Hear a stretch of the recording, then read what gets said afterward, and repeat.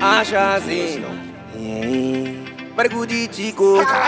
Nakos Mio Bagadi Chico Chief Jarabasa Itaindi chengete muri yangu Pasino nakandi veneti mwechangu Shandane ndima uchifamba Achakumirira Mari kumusoro nimi munosiva Patino shanda, patino famba Vatimu vangu muchenese nzira Ine uya uya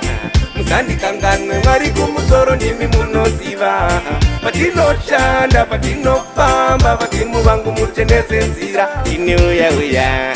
Musandi kanganwe Ndiri musango ndiri kuvima Chinguri ndashesha musandi nyima Hondo chimoto nezvikara zvisandiruma Baba ndaneta nekuchema ndizozo ndakasarudza ini Kutsvaka ndiri pandi mainoda simba nedikita ndichidandaura Itandiko kwanisa kukunda muyezo tenzi wangu Mwari kumusoro nimi munosiva Patinoshanda, patinofamba Vadzimu vangu muchenese nzira Ine uya uya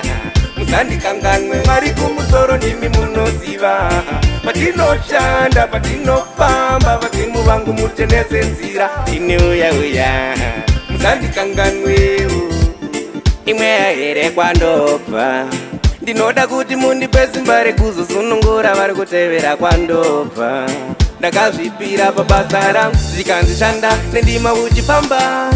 Achakumiririra kana chinge usipo ndipo pasina saka ziva yekutamba Hakari momu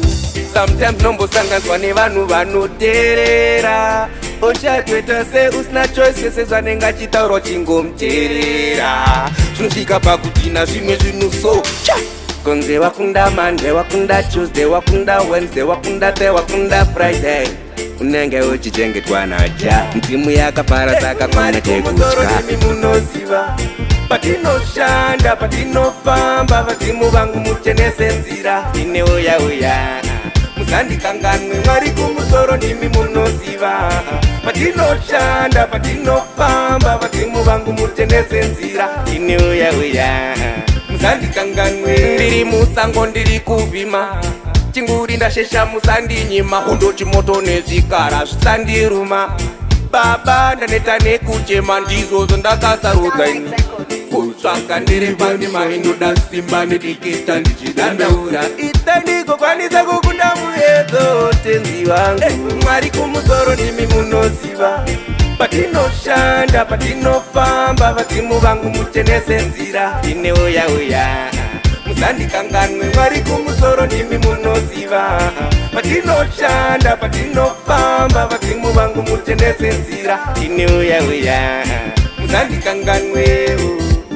Imwe yahere kwandobva Ndinoda kuti mundipe simba rekuzosunungura vari kutevera kwandobva Ndakazvipira pabasa rangu zvikanzishanda nendima uchifamba Achakumiririra kana chinge usipo ndipo pasina saka ziva yekutamba Hakari momu